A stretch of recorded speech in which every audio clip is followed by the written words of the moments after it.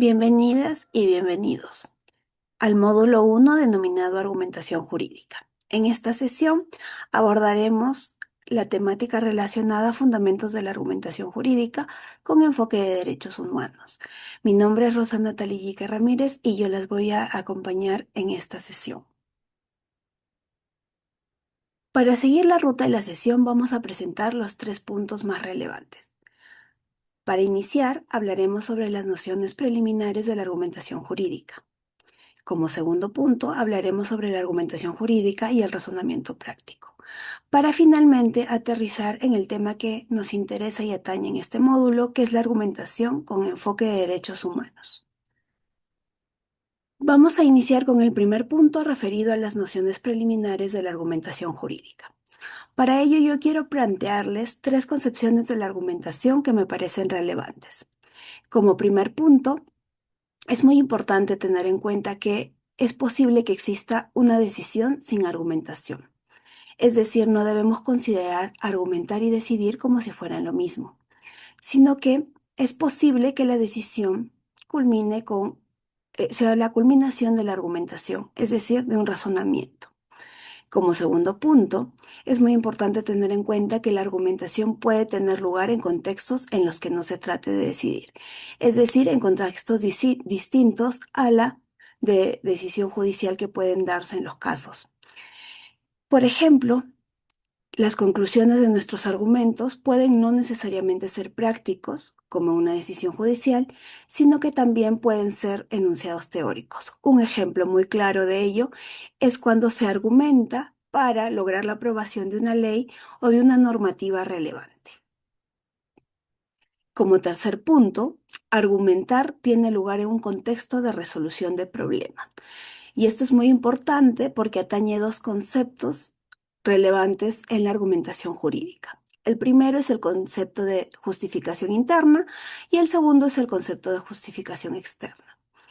El primer concepto va a hacer referencia a un carácter lógico deductivo y nos va a traer a colación al silogismo lógico, que quiere decir que de las premisas que tengamos se seguirá la conclusión. Y como segundo concepto, el referido a justificación externa, lo cual exige algo más que el carácter lógico en una argumentación, en un argumento. Busca de esa forma fundamentar las premisas. Para ejemplificar mejor estos conceptos, vamos a ver un caso ejemplificado. Para este caso, les traigo los siguientes hechos. Vamos a ponernos en el supuesto de que estamos ante una mujer que solicita un aborto terapéutico en un hospital público porque continuar con su embarazo va a poner en riesgo su salud mental. Por ejemplo, pongámonos en un supuesto de un embarazo anencefálico. No obstante, el hospital al que acude esta mujer se niega a realizar el procedimiento, alegando objeción de conciencia institucional. Por ello es que la mujer interpone una acción de amparo por vulneración de sus derechos fundamentales. Frente a este ejemplo, vamos a mostrar cuál sería la justificación interna y cuál la justificación externa posteriormente. Como hablamos en un primer punto, la justificación interna busca mostrarnos la coherencia de las premisas con las conclusiones y se puede representar a través de un silogismo lógico que muestra unas 2 premisas y la conclusión. Como premisa mayor en este caso tenemos lo siguiente. El artículo 119 del Código Penal, que menciona que el aborto no es punible cuando es practicado por un médico con el consentimiento de la paciente, cuando este es el único medio para salvar la vida de la paciente o evitar un grave mal y un mal permanente en su salud, ¿no? Y como segundo punto tenemos la Guía Técnica Nacional para la Interrupción Voluntaria que obliga a los establecimientos de salud público a garantizar este servicio. Aquí tenemos premisas normativas relevantes para el caso concreto. Como premisa menor o premisa fáctica, debemos tener en cuenta que estaría acreditado en el caso concreto mediante informes médicos que si la mujer continúa con su embarazo, ello representará un grave riesgo para su salud física y mental, ¿no? Y en ese sentido, En el caso concreto, se cumplirían los requisitos establecidos por la guía técnica mencionada. En tanto tenemos esta premisa menor, estos hechos fácticos en el caso, la conclusión que se derivaría de las premisas antes mencionadas es la siguiente. La negativa del hospital público a realizar el aborto terapéutico sería ilegal y vulneraría los derechos fundamentales de la demandante, ¿no? Por lo que corresponde ordenar la práctica del procedimiento.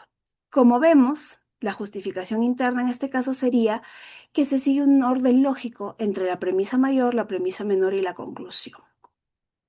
A esto nos referimos cuando hablamos de justificación interna.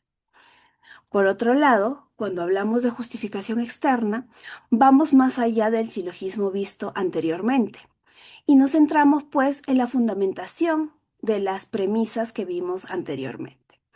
Y el fundamento de estas premisas podrían ser los siguientes. Claramente, la justificación externa en cualquier caso puede ser mayor o puede ser distinta, pero en el caso concreto, la justificación externa que les traigo a las premisas anteriores es la siguiente, ¿no?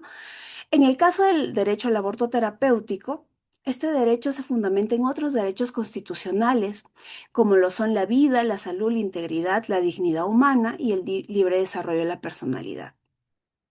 Asimismo, es relevante tener en cuenta que los derechos sexuales y reproductivos van a formar parte del derecho a la salud, pero también de la autonomía reproductiva de las mujeres, lo cual resulta muy relevante. En ese sentido, el Estado peruano está obligado, conforme a diversos tratados internacionales, como lo son la CEDAW y la Convención Americana de Derechos Humanos, a garantizar el acceso efectivo a servicios de salud pública, reproductiva y sin discriminación. Y como último punto, es muy importante tener en cuenta que la objeción de conciencia no puede ser una postura institucional, sino que, si bien es cierto, pueden haber personas con objeción de conciencia para practicar estos procedimientos, debe el Servicio de Salud Pública brindar la posibilidad de que existan otros médicos que practiquen el servicio y no pueden, como institución pública que está obligada a respetar los derechos fundamentales, objetar esto y decir no vamos a realizar la práctica, ¿no? Debe el Estado, a través de sus servicios de salud pública, asegurar la prestación de estos servicios legales, porque son legales como lo vimos, y admitir esta práctica evitando una barrera estructural incompatible con los derechos humanos. Ahora bien, una vez explicada la justificación interna y externa a través de un ejemplo, me parece muy importante que tengamos en cuenta algunas ideas sobre la argumentación. La argumentación siempre va a ser una acción relativa al lenguaje, porque para practicar la misma vamos a acudir pues al lenguaje en todo momento para realizar la redacción, pero también para sostener la argumentación de manera pública. Es por ello que es muy importante esta primera idea. Como segundo punto, una argumentación va a presuponer siempre la existencia de un problema, de una cuestión que se busca resolver, no necesariamente en un caso judicial que se busca tomar una decisión, sino también, por ejemplo, cuando se busca resolver un problema a través de la dación de normas jurídicas, ¿no? Como tercer punto, es importante mencionar que la argumentación es, por un lado, un proceso, es decir, una actividad, pero también se puede considerar a la misma como un producto o resultado. Como cuarto punto, y algo que quisiera que lo tengan muy en cuenta siempre, es que argumentar es una actividad racional, ¿no? Es decir, que siempre va a existir criterios para evaluar la argumentación. Los criterios no siempre van a ser los mismos, porque siempre vamos a acudir a distintos autores, pero siempre van a existir criterios para evaluar una argumentación siempre y cuando ésta sea racional. Y como último punto, la argumentación va a tener tres dimensiones que son muy relevantes: la dimensión formal, la dimensión material y la dimensión pragmática, que puede ser dialéctica o retórica. Para entender estas dimensiones y además entender la complejidad triple que tendría la argumentación en función a estas tres dimensiones, vamos a pasar a explicar unos ejemplos muy importantes. Para ello quisiera que sigamos teniendo en cuenta el ejemplo que vimos la primera parte, referido a justificación interna y externa, sobre la permisión del aborto terapéutico de manera normativa y el caso en concreto que vimos. Teniendo ello en mente, vamos a desarrollar estos ejemplos sobre la triple dimensión de la argumentación. Por un lado, cuando nos referimos pues a dimensión formal de la argumentación, estamos hablando de la estructura lógica del razonamiento, es decir, cómo se conectarían las premisas con la conclusión, la premisa normativa, la premisa fáctica con la conclusión. Al tomar, por ejemplo, el caso del aborto terapéutico, la estructura que vimos de las premisas y la conclusión del ejemplo son la dimensión formal en este caso. Como segundo punto, para tener en cuenta la dimensión material, debemos mencionar que esta va a analizar la calidad de estas premisas, especialmente cuando esto sea compatible con el sistema jurídico y los derechos fundamentales. Para ello, por ejemplo, este análisis de calidad se va a realizar a través de las normas que sostienen el ordenamiento en el caso concreto que hemos visto el aborto terapéutico. Y estas normas son la Constitución, la CEDAW y la jurisprudencia en la materia, pero además el derecho fundamental al aborto, que está ligado a los derechos de salud, vida, dignidad, autonomía e integridad. En ese sentido, esto sería pues la dimensión material en el caso que hemos presentado. Y finalmente tenemos la dimensión pragmática. Esta dimensión va a estar referida pues al uso del lenguaje jurídico como práctica social y necesariamente va a responder a las siguientes preguntas, ¿no? ¿A quién se dirige la argumentación? ¿Con qué fines se realiza esta argumentación? ¿Y qué efectos busca producir la argumentación? Nuevamente, siguiendo el ejemplo que hemos puesto sobre la mesa, si nos preguntamos a quién se dirige la argumentación en el caso propuesto, la respuesta sería, por un lado, a la mujer, que busca que se le aplique su derecho al aborto terapéutico. Como segundo punto, a los médicos también, que se los busca convencer de que apliquen el procedimiento. Como tercer punto, al hospital también, ¿no? El hospital que no puede tomar una posición institucional, sino que tiene que responder en base a las obligaciones que tiene el Estado, porque es un agente estatal. Y como último punto, los jueces, ¿no? Porque los jueces también se los va a buscar convencer. En ese sentido, por ejemplo, el abogado de parte de la mujer buscaría convencer también a ellos. Como segundo punto, si respondemos en el caso concreto a la pregunta de que con qué fines se realiza esta argumentación, la respuesta es básica y es convencer de la legalidad de la decisión. ¿No? Como ya vimos, está permitido el aborto terapéutico debido al artículo del Código Penal y a la norma técnica en cuestión. Finalmente, si nos preguntamos qué efectos busca producir la argumentación, básicamente los efectos que busca producir son la garantización de los derechos sexuales y reproductivos. Para ver este ejemplo de manera esquemática e interiorizar la dimensión de la argumentación, les propongo el siguiente cuadro, en donde proponemos todas las dimensiones, la triple dimensión que hemos señalado. Proponemos que analiza cada una de estas dimensiones, asimismo los elementos claves de estas dimensiones y el ejemplo en el caso concreto, a manera de resumen. En ese sentido, al referirnos a la dimensión formal, lo que se busca al analizarla es la estructura lógica del razonamiento. Los elementos claves en este caso serían las premisas normativas y fácticas y la validez inferencial pues de estas premisas. Y el ejemplo en el caso concreto es que del artículo 119 del Código Penal, del riesgo acreditado para la salud de la mujer, se concluye que el hospital debe realizar el aborto terapéutico. Al hablar de la dimensión material, vamos a tener en cuenta que se analiza el contenido sustantivo de las premisas.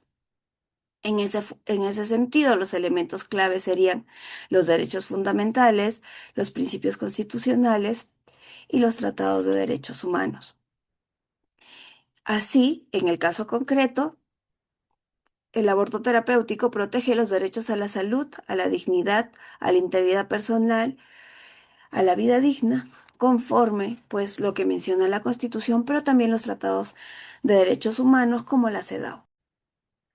Finalmente, cuando estamos hablando de la dimensión pragmática de la argumentación, el análisis de la misma estará referido al uso de discurso jurídico y de los efectos que esto puede tener en el auditorio o al público al cual se encuentra dirigido. Es importante tener en cuenta como elementos claves los destinatarios, la finalidad persuasiva que busca tener esta argumentación y las consecuencias prácticas que tendrá. En el ejemplo del caso concreto, la sentencia busca pues convencer al hospital para que puedan realizar el procedimiento, orientar además a los jueces y evitar futuras negativas al aborto terapéutico que, como ya vimos, es legal. Ahora bien, vamos a pasar al segundo punto de esta sesión, que está referido a la argumentación jurídica y al razonamiento práctico. Para ello me gustaría que tengamos en cuenta estas primeras ideas claves. Como primer punto, el derecho no es solo argumentación. Es verdad que muchos autores sostienen que el derecho en su mayoría es argumentación, es decir, en gran medida es argumentación, pero no es totalmente argumentación, pues tiene un lado burocrático, como es el lado administrativo, que no está necesariamente destinado a la argumentación. Como segundo punto, cuando hablamos de teoría de la argumentación jurídica, la mayoría de teóricos se ocupan del discurso justificativo de los jueces, es decir, del discurso que cada uno de los jueces utilizan para dar solución a un caso en concreto, ¿no? Para brindar una respuesta. Y como tercer punto, es muy importante ser conscientes de que la argumentación se aprende no solo de manera teórica, como lo estamos haciendo aquí, sino también de manera práctica. Por ello es relevante los ejemplos que estamos poniendo. En ese sentido, consideramos muy importante tener en cuenta estos campos de lo jurídico en los cuales se efectúan las argumentaciones. Por un lado, tenemos el primer campo referido a la producción o al establecimiento de normas jurídicas. Cuando hablamos de ello, es importante mencionar que para producir o establecer normas jurídicas se busca razones justificadas, ¿no? Como lo hemos mencionado pues en las primeras partes de esta videoclase. Ejemplos de ello, por ejemplo, tenemos, siguiendo el caso del aborto terapéutico, el artículo 119 del Código Penal, la norma técnica, y para establecer estas normas jurídicas hemos tenido en cuenta como razones justificadas, pues, la protección de los derechos humanos, como son los derechos sexuales y reproductivos, el derecho a la salud, el derecho a la vida digna, el derecho a la autonomía reproductiva, etcétera. Como segundo campo de lo jurídico importante es la aplicación de normas jurídicas a la resolución de casos, ¿no? En ese sentido, es importante justificar la aplicación de normas en determinados casos. En el caso del aborto, por ejemplo, está justificado aplicar el artículo 119 del Código Penal porque estamos frente a un caso en el cual la madre se encuentra en peligro, no solo para su salud, sino también para su vida. Y en ese sentido, al ver pues los informes que la ponen en una situación difícil, la norma técnica también se justifica de ser aplicable. Entonces, es posible la intervención en este caso debido a que estamos frente a un aborto terapéutico, ¿no? En ese sentido, se justifica porque en el caso en concreto que hemos venido viendo, se aplican estas dos normas. Y como campo final de lo jurídico en el cual se efectúan las argumentaciones que les traigo, es el referido a la dogmática jurídica. Y la dogmática jurídica va a estar destinada a suministrar criterios de producción y aplicación del derecho. En ese sentido, busca ordenar y sistematizar los criterios para aplicar, pero también para producir el derecho, ¿no? Y en el caso en concreto que tenemos, los ejemplos más claros son la existencia de precedentes vinculantes y jurisprudencia que pueda existir en casos similares de aborto terapéutico, ¿no?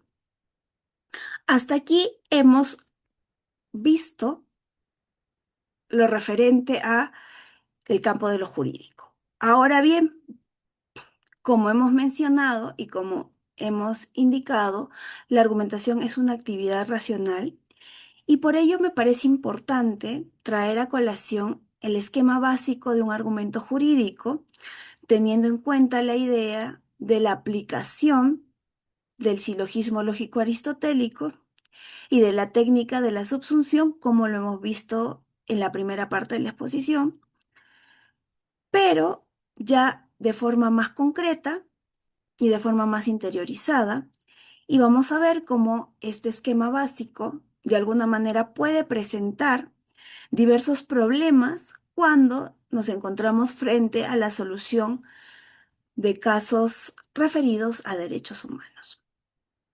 El esquema básico que tenemos y que se presenta en un argumento es el esquema referido a la existencia de premisa normativa, donde tenemos un supuesto normativo, una norma.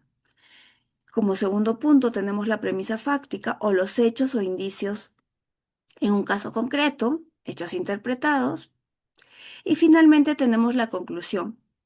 Esta conclusión a la cual se va a arribar es en función de las premisas y a través de un procedimiento denominado subsunción. Como vamos a ver más adelante, este procedimiento es bastante sencillo de realizar cuando estamos frente a normas reglas, pero a continuación vamos a explicar ello. Ahora bien, para entender el ejemplo del silogismo lógico aristotélico y los conceptos dados en la diapositiva anterior, vamos a mostrar el siguiente caso. En este caso, pues, estamos ante la premisa normativa del artículo 7 de la Ley General de Salud, que menciona que toda persona tiene derecho a recurrir al tratamiento de su infertilidad, así como a procrear a través del uso de técnicas de reproducción asistida, siempre y cuando la condición de madre genética y de madre gestante recaigan sobre la misma persona. En el caso en concreto, tenemos que Juana desea tener un hijo con Pedro, pero no es posible que se lleve una inseminación natural por una condición particular que presenta Pedro, por lo cual eh, busca de alguna manera una solución a su caso. Cuando tenemos en cuenta la premisa fáctica y la premisa normativa, es posible realizar un procedimiento subsuntivo para llegar a la conclusión siguiente. Es así que, en virtud al artículo 7 de la Ley General de Salud, es posible que Juana sea sometida a una inseminación artificial para lograr procrear. Como vemos, estamos en un supuesto en el cual la norma aplicable, la norma regla que tenemos, es perfectamente aplicable al caso concreto y a través de un procedimiento de subsunción es posible llegar a una solución. No obstante, vamos a ver que existirán supuestos en los cuales la norma señalada no es aplicable, pero estamos frente a casos de derechos humanos, ¿no?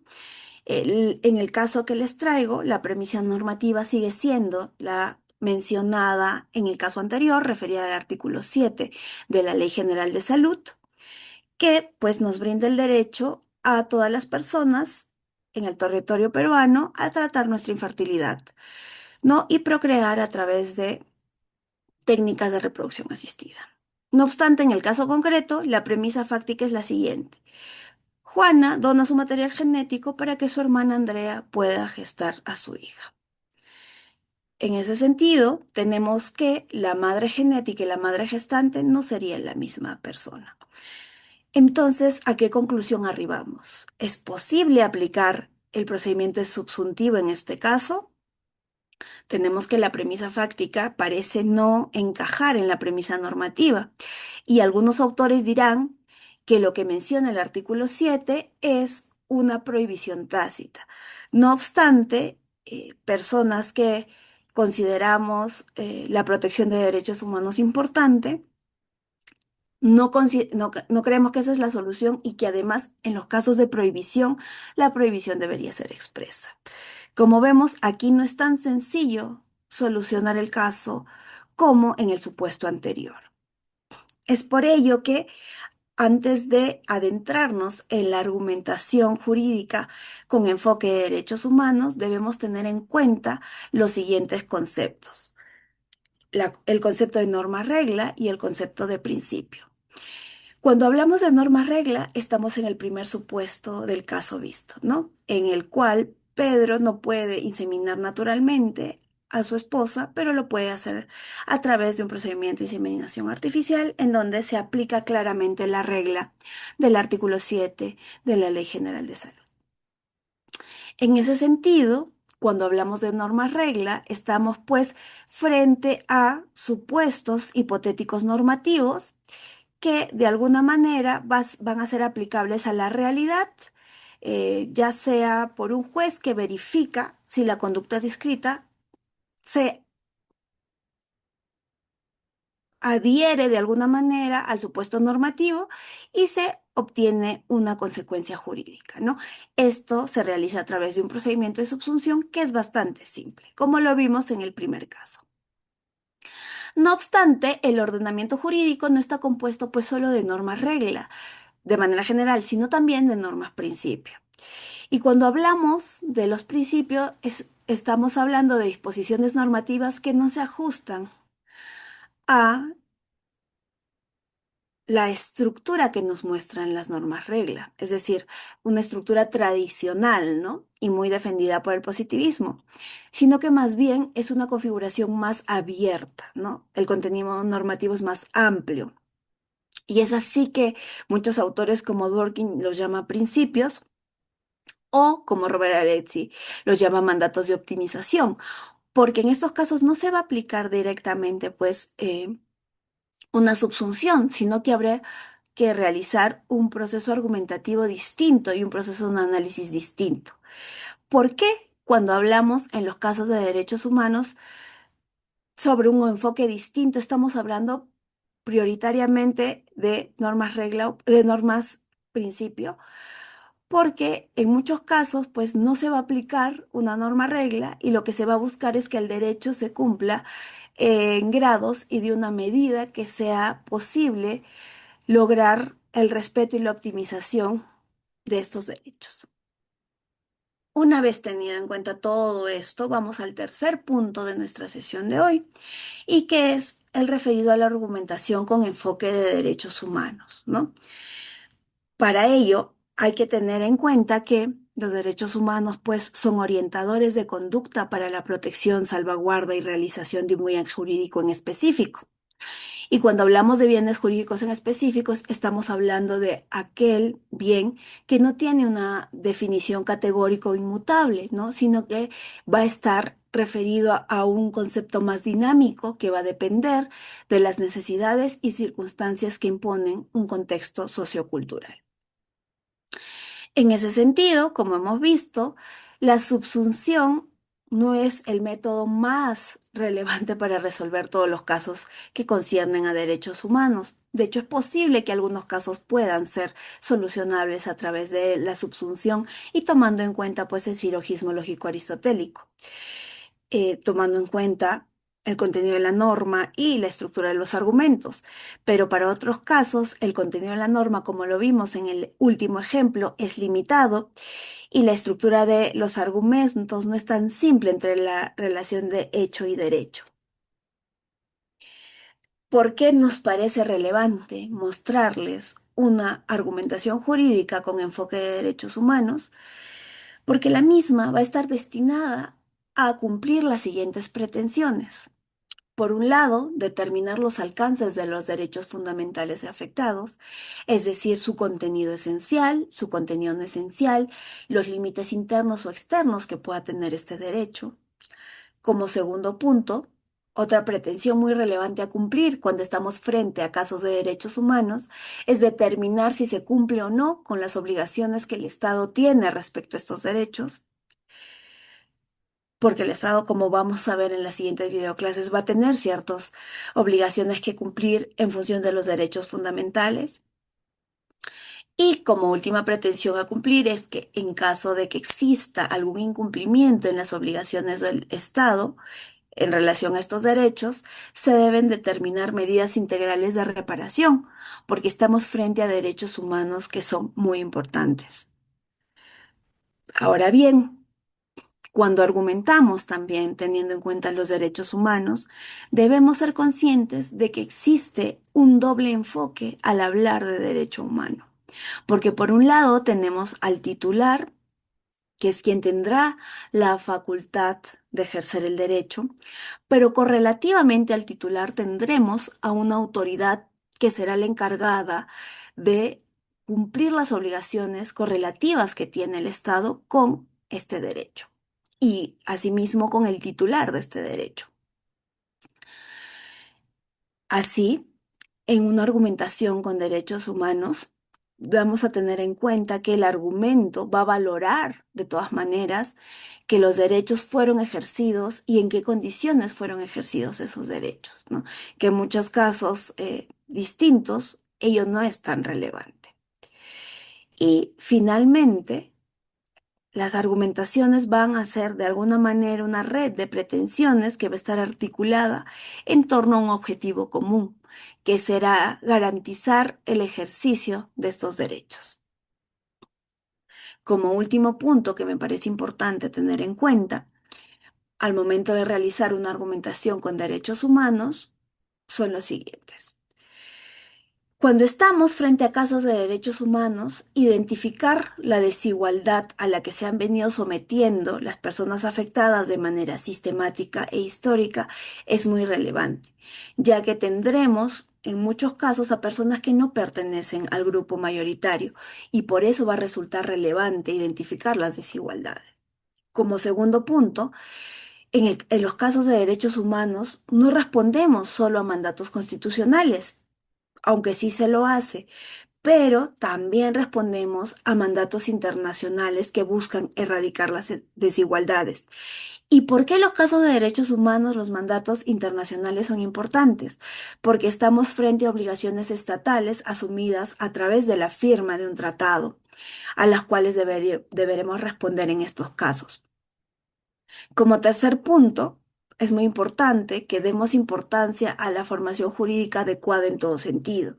Es decir, si bien podemos conocer nuestra materia de manera óptima, también es muy importante conocer temas relacionados con no solo argumentación jurídica, sino derechos humanos o enfoques importantes para resolver los casos que sobre derechos humanos se puedan presentar.